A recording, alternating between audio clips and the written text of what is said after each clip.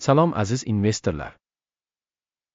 Analitik xizmat siz bilan aloqada Guru Markets. Biz kompaniya haqida qisqacha ma'lumot bilan boshlaymiz. Biroz keyinroq biz har bir parametrni batafsil ko'rib chiqamiz. Agar sizni qiziqtirsa, uni to'xtatib qo'yishingiz mumkin. Tashkilotning har bir parametrini diqqat bilan ko'rib chiqishni taklif qilamiz. Endi biz kompaniyaning joriy fundamental ko'rsatkichlarini tahlil qilamiz. Supernus Pharmaceuticals Int. Ticker Open. Ko'rib chiqish 2025 yil 28 martdagi joriy ma'lumotlardan foydalangan holda amalga oshirildi. Tasnifiga ko'ra Guru Markets kompaniya Supernus Pharmaceuticals pastki toifaga kiradi. Neuro taqqoslashda 67 ta tashkilot ishtirok etadi va bu juda vakili. Ushbu videoning oxiridagi buyurtma jadvaliga qarang. Ko'rib chiqilayotgan kompaniya uchun umumiy natija 10 balldan 8-5 ball. Pastki kategoriya uchun o'rtacha ball 1-5 ballni tashkil qiladi. Agar siz juda keng ko'rib chiqsangiz, umuman AQSh fond bozorida. Butun AQSh fond bozori uchun o'rtacha natija 1.9 punkt ekanligini ko'rishingiz mumkin. Kompaniyaning 8-5 balliga qarshi Supernus Pharmaceuticals Int. Kompaniya aksiyalari narxining dinamikasini taqqoslash. Supernus Pharmaceuticals va kichik toifadagi aksiyalar. Ko'rishimiz mumkinki, kompaniyaning aksiyalari 12 oy ichida Supernus Pharmaceuticals -1% ga o'zgarishni ko'rsatdi. 16% kichik toifadagi narx dinamikasiga qarshi. Bu hech narsani aniq ko'rsatmaydi, lekin bu haqiqatni e'tiborga olish kerak. Tashkilotning bozor kapitallashuvi Supernus Pharmaceuticals 1.81 milliard dollarni tashkil etadi. 78 milliard dollarlik kichik toifadagi kapitallashuv bilan Supernus Pharmaceuticals ulushi 2.323% ni tashkil etadi va kichik toifadagi kompaniyalardan biridir. Kompaniyaning balans kapitallashuvi 1.3 31 milliard dollarlik kichik toifadagi kapitallashuv bilan Supernus Pharmaceuticals ulushi 3.356% ni tashkil etadi. Bozor va balans qiymatining egallagan ulushlarini solishtirsak, biz quyidagilarni ko'ramiz. Egallagan ulush Supernus Pharmaceuticals bozor qiymatini baholashda kichik kategoriyada 2.323% ni tashkil etadi. Balans qiymati 3.356% ni tashkil etadi. Bu bozor qiymati ulushidan 44% ga ko'pdir. Kompaniyaning bozor ulushini va kichik toifadagi balans kapitallashuvini baholash yaxshi 1 ball. Kompaniyaning moliyaviy majburiyatlari 3 milliard. Kapitalizatsiya bo'yicha qarz kompaniya kapitalining 3% ni tashkil qiladi. Kompaniyaning qarz majburiyatlari bo'yicha natija juda yaxshi 2 ball. Kompaniyaning bozor qiymatining uning foydasiga nisbati 24.5. Pastki toifadagi o'rtacha ohni tashkil qiladi. Bu pastki toifaga qaraganda ancha yaxshi. Kompaniyaning bozor narxini uning foydasiga kichik toifadagi kompaniyalar bilan solishtirganda baholash juda yaxshi 2 ball. Oxirgi 12 oydagi foyda 74 million dollarni tashkil etdi. Kelgusi 12 oy uchun prognoz qilingan daromad taxminiy ravishda 109 million dollar bo'lishi kutilmoqda. Bu hozirgi ko'rsatkichdan 48% ga ko'pdir. Kichik toifadagi kompaniyalar bilan taqqoslaganda kutilayotgan kelajakdagi foyda ko'rsatkichlarini baholash yaxshi 5 ball. Kompaniya qiymatining daromadga nisbati 2.7 ni tashkil qiladi. Kichik kategoriya uchun o'rtacha 4.8 ni tashkil etadi va bu kichik toifadagi o'rtacha ko'rsatkichdan 44% ga past.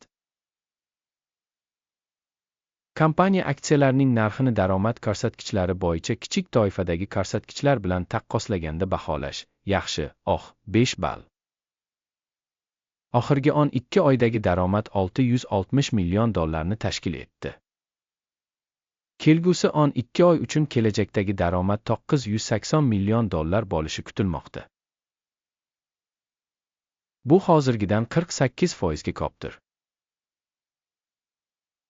Kichik toifadagi kompaniyalar ko'rsatkichlari bilan solishtirganda kelajakdagi daromadning taxminiy ko'rsatkichini baholash yaxshi, 5 ball.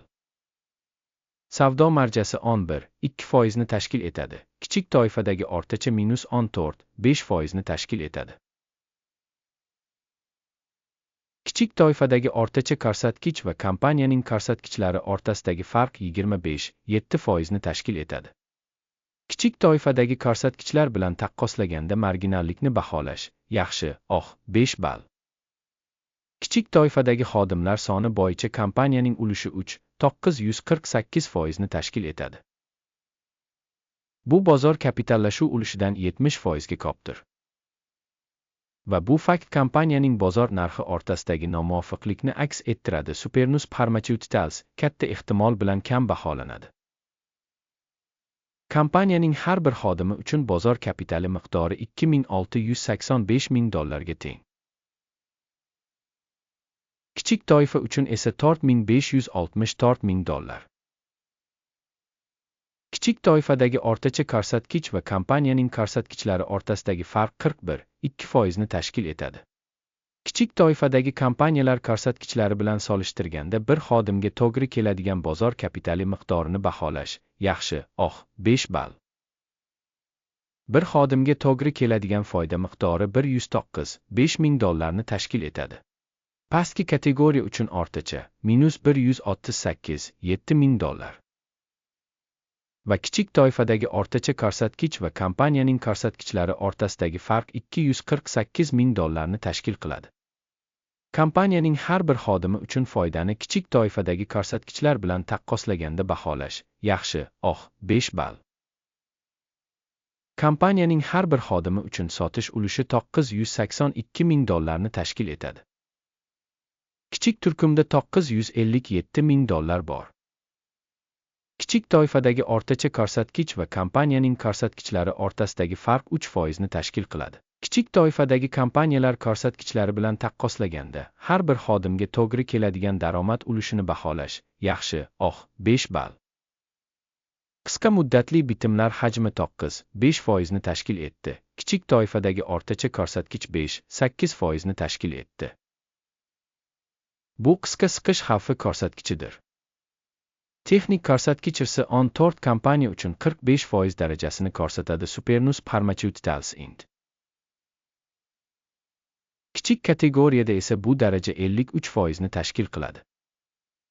Potensial kichik toifadagi qimmatli qog'ozlar kompaniyanikidan yuqori baholanadi. Supernus Pharmaceuticals Int. Kompaniya aksiyalarining haqiqiy narxi taxminan $32-43 ni tashkil qiladi. Kompaniya aksiyalari uchun konsensus narxining maqsadi taxminan $38-81 ga bog'langan. Haqiqiy narx va konsensus prognozi o'rtasidagi farq taxminan 20% ni tashkil qiladi.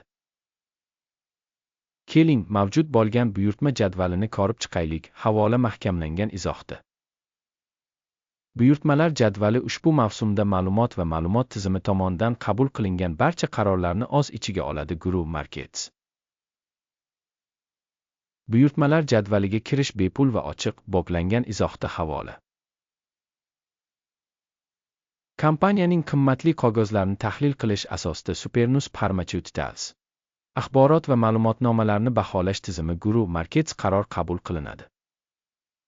Har bir aksiya uchun $42-42 dan sotib olish bitimini oching. Buyurtma kompaniya nisbatan yuqori bahoga ega bo'lganligi sababli ochildi. Kompaniya baholash mezonlari hokim indeksi bo'yicha baholandi.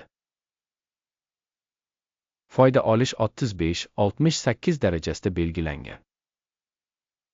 Stop loss 29,16 da belgilangan.